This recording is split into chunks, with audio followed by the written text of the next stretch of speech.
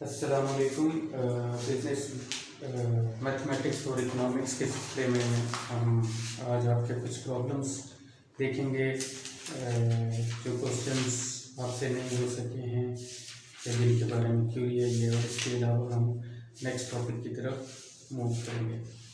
हम डिस्कस कर रहे थे जी डेरिवेटिव्स यानी डिफरेंशियल कैलकुलस, और उस सिलसिले में मैंने आपको कुछ बेसिक्स के बारे में बताया था, डिफरेंशिएशन कैसे की जाती है इस बारे में बताया था। तो I would solve some question.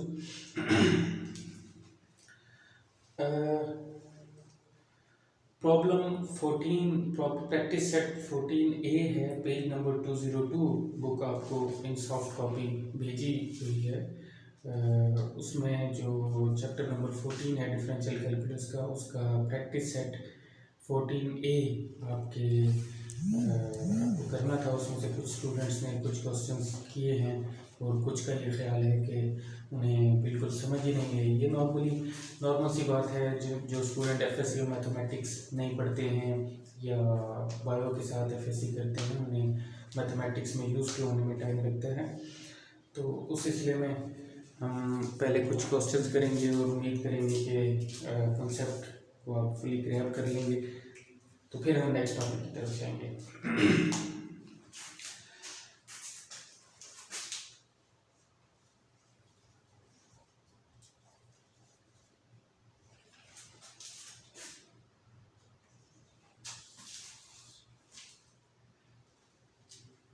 First question, इसका फर्स्ट पार्ट है, using the basic definition find out the first derivative of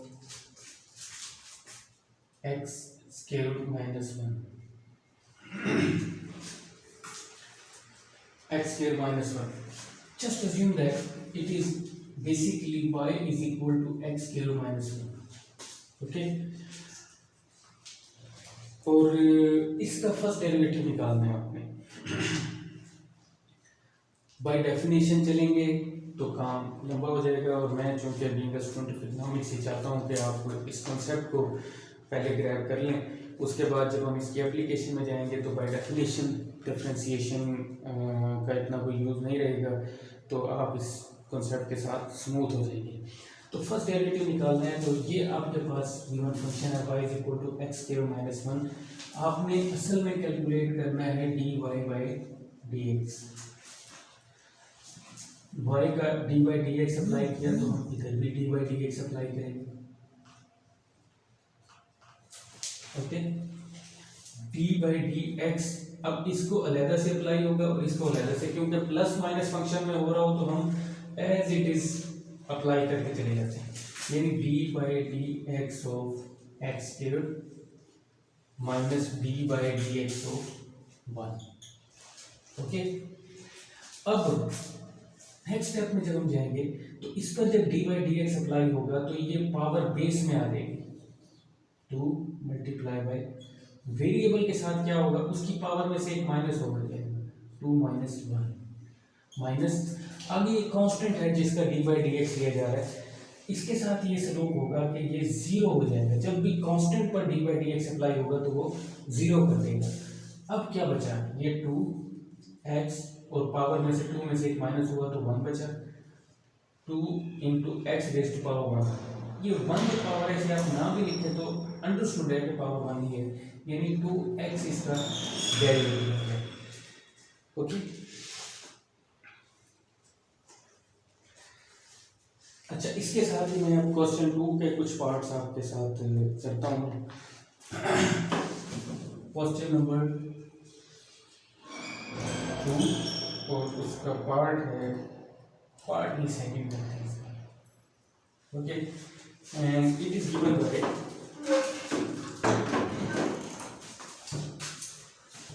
y is equal to 6x raised to power 2। ये फंक्शन है आपके पास। अब आपने dy by d x calculate करना है, तो d by d x of 6x raise to power 1/2। ये D by d x को एक ऑपरेटर समझिए, एक पर्टिकुलर जैसे मैथमेटिकल फंक्शन होता है, मिसाल के तौर पर 16 है एक नंबर है, इस पर आपने एक फंक्शन अप्लाई किया स्क्वायर रूट, तो इसमें क्या स्क्वायर रूट में क्या किया प्लस माइनस 4 आ सकते हैं, राइट। कितनी आसान सी बात है। इसी तरह से डी बाई डी एक्स भी एक खास किस्म का ऑपरेटर है, राइट। ये जिस पर ऑपरेट होगा उसमें कुछ ना कुछ तब्दीली ले आएगा। जैसे 16 पर आपने स्क्वायर रूट अप्लाई किया तो क्या किया इसमें प्लस माइनस 4 का आंसर दे दिया। इसी तरह डी बाई डी एक्स भी जब किसी चीज़ पर अप्लाई होगा तो उसकी कुछ नेचर में तब्दीली लेकर आएगा। तो वो जो तब्दीली आएगी उसका जो नोमेनक्लेचर है, जो उसका बेसिक प्रिंसिपल है, वो मैंने आपको समझाया और इधर भी वही समझाया और इधर भी वही समझाने की कोशिश कर रहा हूँ, राइट। इसके साथ जब situation D by d x apply हो रहा है तो क्या होगा कुछ इस तरह से कि वेरिएबल के साथ जब कांस्टेंट मल्टीप्लाई हो रहा है तो इसको कांस्टेंट को कुछ नहीं कहेंगे, कुछ भी नहीं कहेंगे, राइट। तो ये 6 एज इट इज लिखा रहेगा, ठीक है। x की पावर 1/2 है, ये पावर बेस में आके मल्टीप्लाई होगा 1/2, और अब ये जो 1/2 पावर में से एक माइनस भी हो जाएगा, राइट। 1/2 इसकी पावर थी, इसमें से एक माइनस हो गया। नेक्स्ट स्टेप में 6 मल्टीप्लाई 1/2, ये बेस में जो आया था x की पावर 1/2 में से 1 माइनस हो, माइनस 1/2 रहेगी। ये 2 1/2 और 6 मल्टीप्लाई होंगे तो 3 बचेगा, 3x raise to power minus 1/2। इसको सिंपली आप 3/x स्क्वायर रूट लिख सकते हैं, पावर माइनस 1/2 है ना, तो इसको हम 3/x की पावर प्लस 1/2 लिख सकते हैं। ये 1/2 पावर जो है ये स्क्वायर रूट होता है 3/x स्क्वायर रूट, ठीक। तो ये सिंप्लीफिकेशन है, असल यहाँ तक काम हो गया था, राइट। फर्दर सिंप्लीफिकेशन है। अच्छा, इसके अलावा मजीद कुछ क्वेश्चन देख लेते हैं।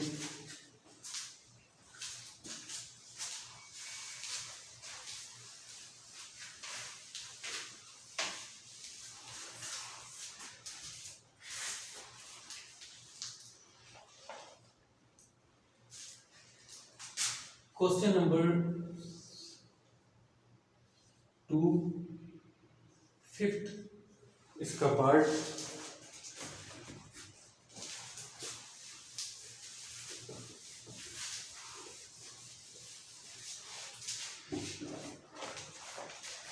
and it is given by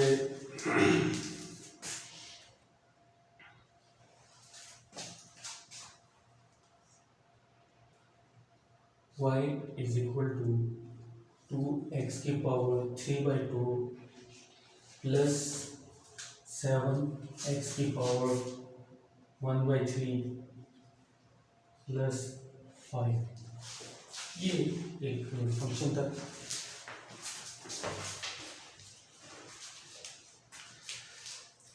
अब आपने इसका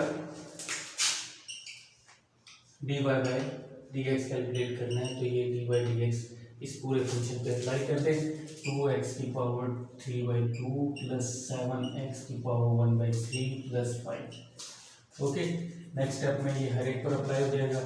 D by d x 2x की power 3/2 plus D by d x 7x की power 1/3 plus D by d x of 5।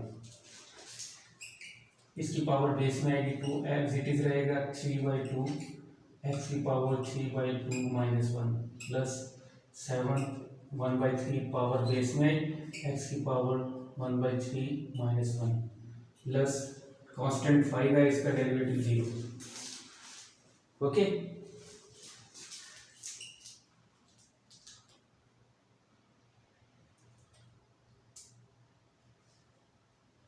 To से कैंसिल हुआ। 3x की पावर 3/2 में से जब हम 1 माइनस करते हैं तो 1/2 बचता है, प्लस 7/3 x की पावर 1/3 में से जब 1 माइनस होता है तो x की पावर -2/3 बचती है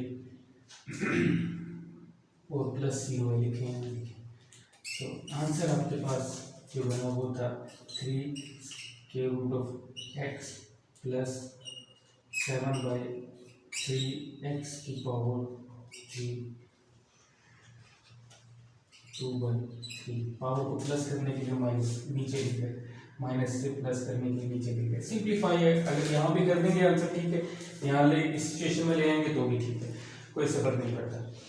डिफ्रेंसिएशन कैसे हुई वो स्टेप बाय स्टेप आपने देखा।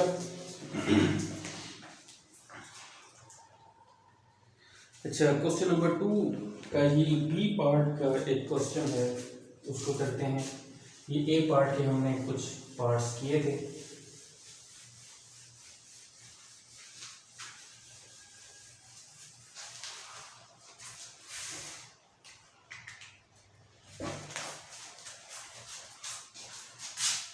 Question number 2 B, its second part, y is equal to x squared e की पावर x।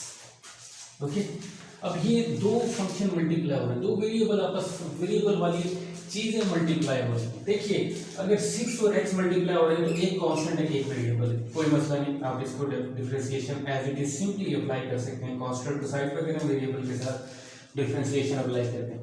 लेकिन जब दो वेरिएबल वाली चीजें अप्लाई हो रही हैं तो ये वही चीज है कि f और g दोनों आपस में मल्टीप्लाई हो रही हैं, दो फंक्शन आपस में मल्टीप्लाई हो रही हैं। तो मैंने आपको बताया था जब इन पर डेरिवेटिव अप्लाई होगा तो कुछ इस तरह से होगा कि df over dx, g as it is आएगा plus f as it is आएगा d by dx of g। यही यहाँ पर हो गया। जब आप इस पर dy बाई dx अप्लाई करेंगे तो x square as it is लिख दें, d by dx of e की पावर x प्लस e की power x as it is लिख दें, d by dx of x square, right. It would be x square multiply by e की power x का derivative भी e की power x ही होता है, तो e की power x as it is plus e की पावर x, इसका डेरिवेटिव 2x आएगा, यानी 2 बेस में मल्टीप्लाई होगा और x की पावर में से एक माइनस होगा, 2 माइनस 1 होता है, 1 लिखें या लिखने फर्क नहीं पड़ता इससे, राइट। ये हो गया। फर्दर इसे अगर सिंप्लीफाई करना चाहें तो x e की पावर x दोनों में कॉमन आ रहा है, यहाँ पर x बचेगा प्लस यहाँ पर 2 बचेगा, तो ये सिंप्लीफाइड इसका आंसर है dy बाई dx। ओके, यहाँ पर x स्क्वायर था, e की पावर x मल्टीप्लाई हो रहा है, हमने x e की पावर x लिया तो यहाँ पर x बच गया, वो इधर आ गया, प्लस यहाँ पर e की पावर x था और x का साथ ही 2 था, ये दोनों कॉमन हो गए, ये 2 रह गए। Okay, this is the simplified answer. Okay,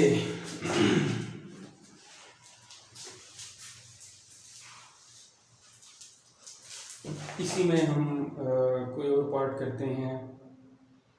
for example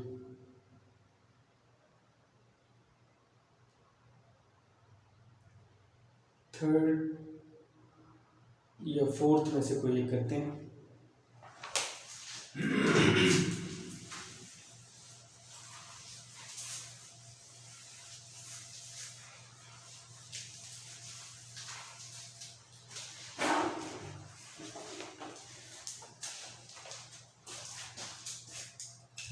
y is equal to 3x square minus 2x plus 1 into x square plus 3x plus 2। इसका हम अगर dy बाई dx कैलकुलेट करना चाहते हैं तो अगेन वही चीज़ है कि d by dx of f g जो पिछले में हुआ था, यानी this is equal to f d by dx of g plus g d by dx of f। Okay,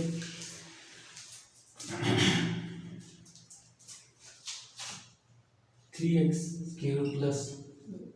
square minus 2x plus 1 d by dx of x square plus 3x plus 2 plus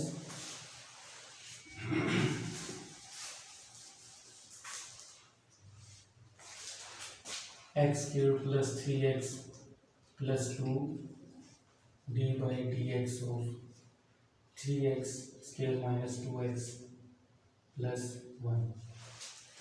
simplify करेंगे ये as it is आ जाएगा क्योंकि differentiate इस term में नहीं हुआ। 3x square minus 2x plus 1 into इसको derivative लेंगे तो x स्क्वायर का डेरिवेटिव 2x, 3x का डेरिवेटिव 3 और 2 का डेरिवेटिव 0 हो जाएगा तो ये यहाँ तक खत्म। Plus x square plus 3x plus 2, 3x square का डेरिवेटिव 6x माइनस 2x का डेरिवेटिव माइनस 2, 1 का डेरिवेटिव 0 तो यहाँ तक हो गया। राइट, यहाँ पर ये डेरिवेटिव इसका आ गया। फर्दर सिंप्लीफाई करना चाहते हैं तो फर्दर आपकी सिंप्लीफिकेशन है, डेरिवेटिव का काम यहाँ तक हो गया। If you required d y by d x तो यहाँ तक का जो काम आपने किया डेरिवेटिव का हो गया। आगे सिंप्लीफिकेशन अच्छी चीज होती है, उससे एक कॉम्प्लिकेटेड चीज सिंप्लीफाई होकर आपके सामने आ जाती है।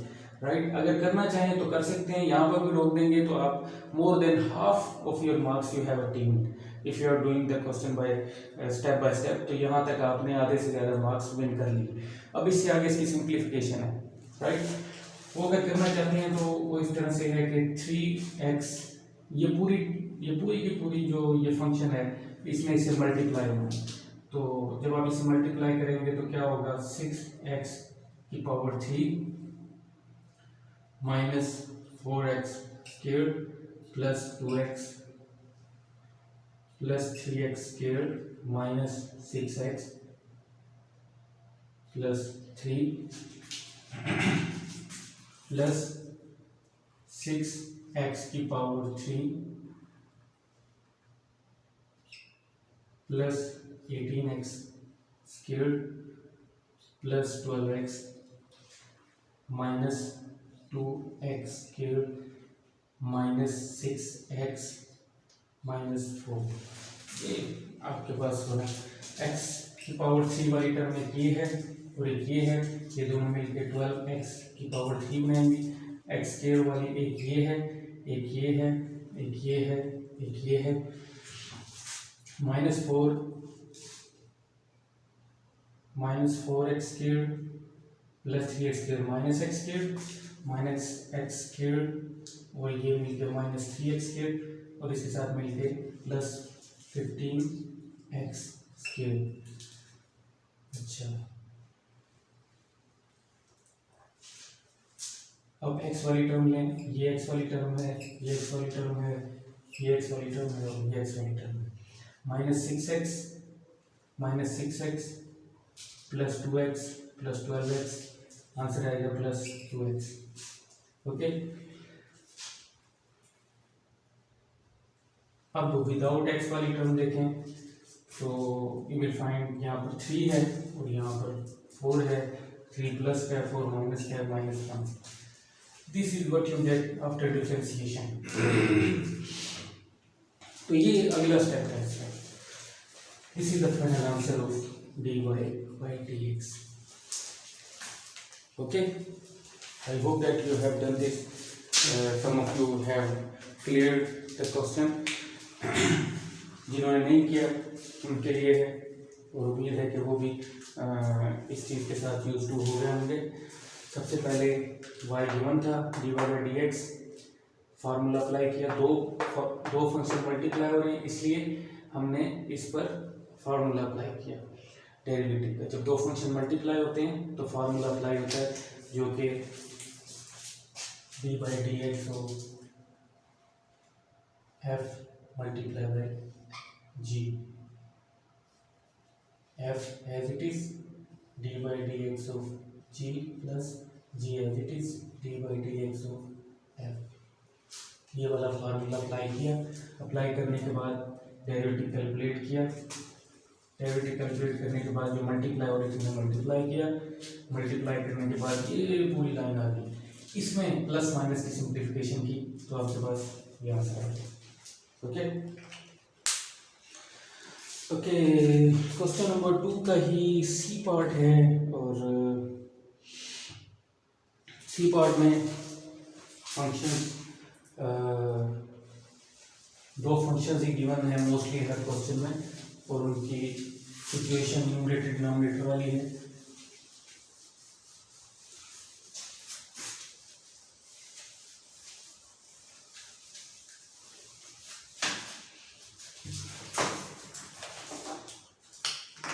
लाइक फर्स्ट पार्ट में जो क्वेश्चन गिवन है that is y is equal to 3x minus 2 over 5x plus 3। अच्छा, मैंने आपको बताया था कि अगर डेरिवेटिव कैलकुलेट करना पड़े f ओवर g दो फंक्शंस का, तो होगा इस तरह से कि g का नीचे स्क्वायर आएगा डिनोमिनेटर में, न्यूमरेटर में पहले g एज इट इज और d by d x of f आएगा, फिर माइनस का साइन आएगा, फिर f एज इट इज और d by d x of g आएगा। तो ये f है, ये g है, ओके, ये f है और ये g है। और अब हम अगर इसे डिफरेंशिएट करना चाहते हैं d by d x of y this is equal to d by d x of 3x minus 2 over 5x plus 3। This would be equal to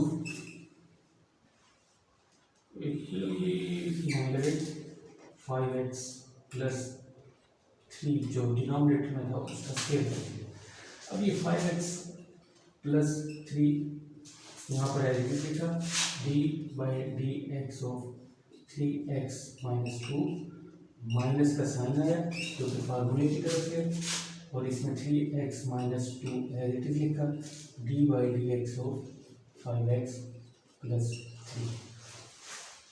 okay, यही चीज़ उठा कर यहाँ पर अप्लाई करते हैं। अब अगले स्टेप में 5x plus 3 as it is, 3x minus 2 का डेरिवेटिव 3 आएगा, यानी इसका डेरिवेटिव 3 और इसका माइनस 0 था, तो 0 माइनस प्लस से कोई फर्क नहीं पड़ता, सिर्फ 3 आ गया, माइनस 3x माइनस 2, इसका डेरिवेटिव 5 आएगा, 5x का डेरिवेटिव 5, 3 का 0 था तो उससे फर्क नहीं पड़ता, ये लिख दिया। डिनोमिनेटर में 5x प्लस 3 होल का स्क्वायर, ओके। अब न्यूमरेटर को सिंप्लीफाई किया जा सकता है, for example 15x plus 9 minus 15x plus 10, okay, divided by 5x plus 3 का स्क्वायर। ये प्लस माइनस 15x जो है ये प्लस माइनस कैंसिल आउट हो गया, और 19 ओवर 5x प्लस 3 का square. This is the final answer, okay, this is the final answer 19 over 5x minus 3 का स्क्वायर। इसी तरह से आपने ये क्वेश्चंस करने हैं, और जहाँ भी कोई मसला है आप मुझसे कंसल्ट कर सकते हैं। इस प्रैक्टिस सेट 14A का जो 5th क्वेश्चन है, this is quite interesting and it is because you are student of economics, तो इस क्वेश्चन की सिग्निफिकेंस डेरिवेटिव की एप्लीकेशन के हवाले से काफ़ी काम आएगी आपके इंशाल्लाह। तो हम उसके क्वेश्चन नंबर 5 ज़रूर आपको करवाएंगे, और मेरे करवाने के बाद भी आई वुड सजेस्ट कि आप इस क्वेश्चन को करें, ताकि जो कॉन्सेप्ट समझाया जा रहा हो इस क्वेश्चन में वो आपके अच्छी तरह से ग्रिप में आ जाए।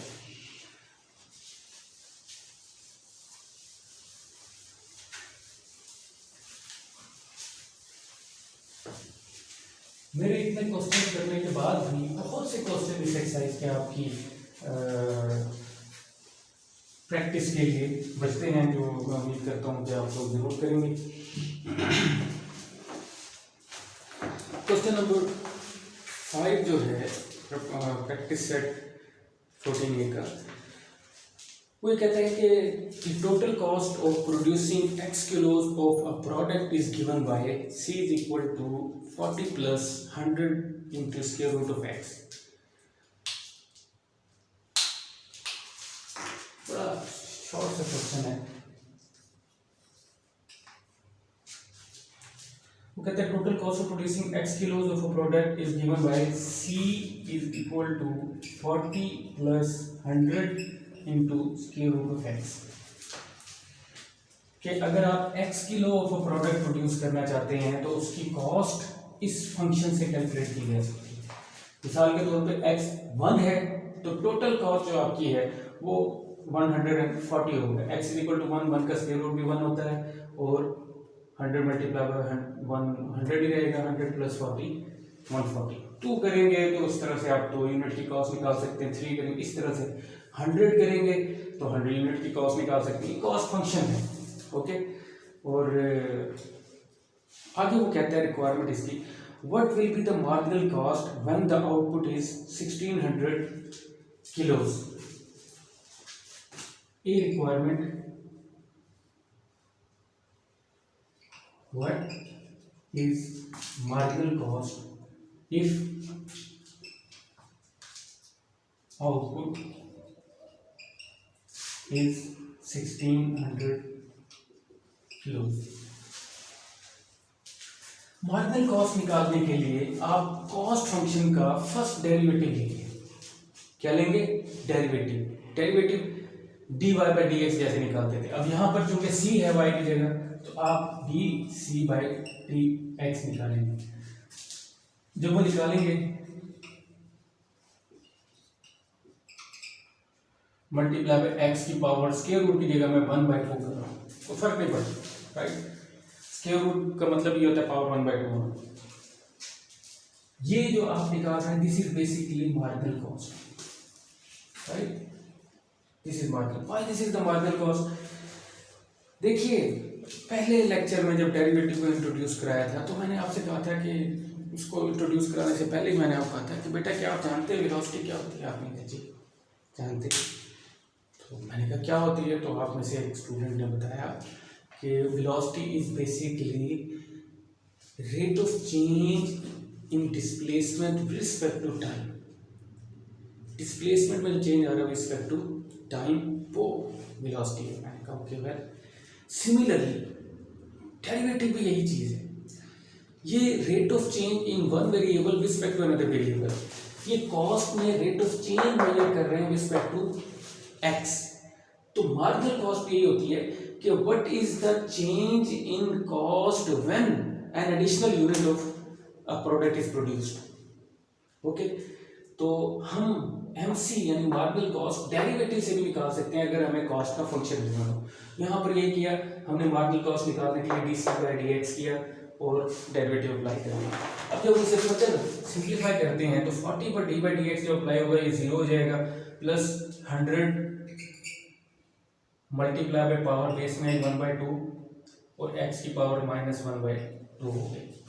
Okay, this is quite simple. इसे इसे इसे इस तरह से भी आप लिख सकते हैं 50/x स्क्वायर। इसी चीज को इस तरह से, क्यों 200 के साथ डिवाइड होगा तो 50 आंसर आएगा। x की पावर -1/2 है, अगर ये बेस में चली जाए 50 ओवर हो जाए तो 50 के नीचे जब आएगी तो पावर +1/2 हो जाएगी। +1/2 पावर का मतलब होता है स्क्वायर रूट, तो मैंने इसे स्क्वायर रूट कर दी सिंप्लीफाई करने के लिए, कोई मसला नहीं। ओके, अब यहां तक हमने मार्जिनल कॉस्ट फंक्शन निकाल लिया। अब मार्जिनल कॉस्ट फंक्शन में MC is equal to 50/√x में आपने x को 1600 के इक्वल रखना है। 1600 के इक्वल रखेंगे तो 50/1600 स्क्वायर रूट, राइट। इसको सिंप्लीफाई करेंगे 50 ओवर प्लस माइनस 40। अब चूंकि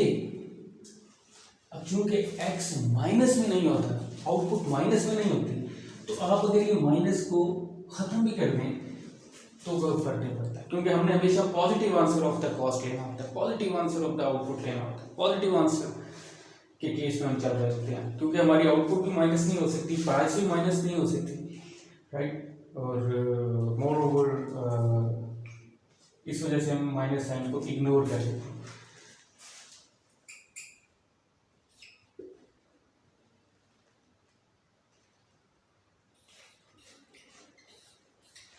ये आपका आंसर आएगा मार्जिनल कॉस्ट का 1.25। ओके, ये फर्स्ट रिक्वायरमेंट क्वेश्चन लिख सकते।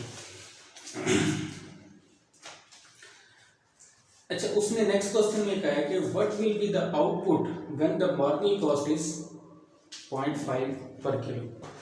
ये ए पार्ट हमने सॉल्व किया, what is the marginal cost if output is 1600 हो गया। वेल, अब दूसरा पार्ट बी पार्ट की तरफ हम चलते हैं। उसमें वो कहता है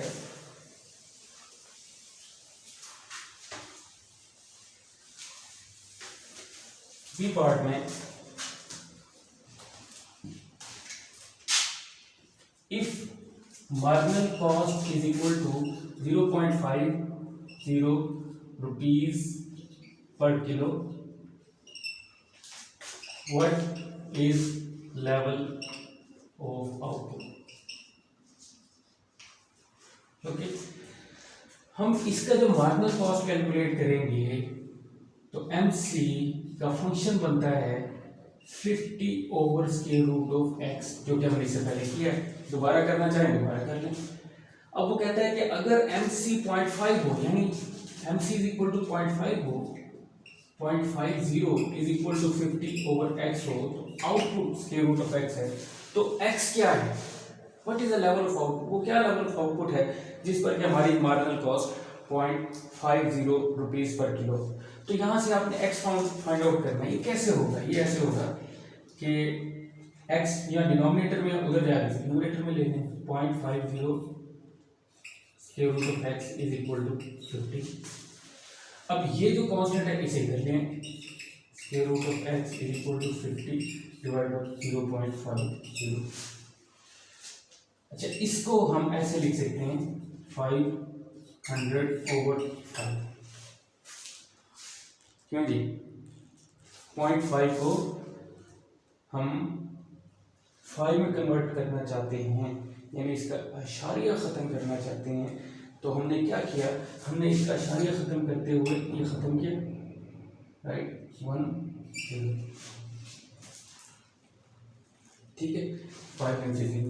अच्छा, अगर आप यहाँ पर एक और 0 लगाएंगे तो फिर यहाँ पर 50 लिखना पड़ेगा, यानी यहाँ 0 एक और लगा सकते हैं, यहाँ 50 लिखना पड़ेगा, राइट। तो आपकी मर्जी है, उस तरह से भी वही आंसर है। मैंने यहाँ पर 5 लिखा और यहाँ पर 100, so it is equal to basically 100।